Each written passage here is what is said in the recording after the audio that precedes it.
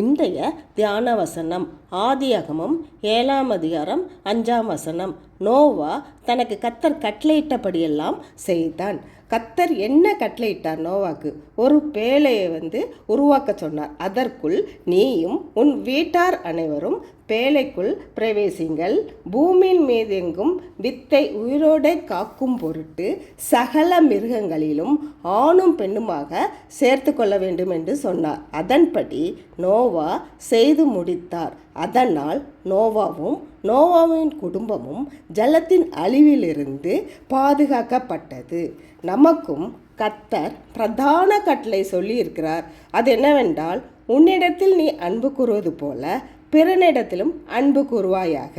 நாமும் மற்றவர்களுக்கு நன்மை செய்ய வேண்டும், அன்பாக இருக்க வேண்டும். அப்பொழுது கர்த்தர் நம்மையும் நம்முடைய குடும்பத்தையும் பொல்லாப்பு வாதை அணுகாதபடி பாதுகாப்பார். ஜெபம். இம்மட்டும் எங்களை வழிநடத்தின தேவனே, உம்மை தோத்திருக்கிறோம். நாங்கள் உம்முடைய கட்டளைக்கு கீழ்ப்படிந்து நடக்கும் புத்தியை எங்களுக்கு தர வேண்டும். ஆமேன்.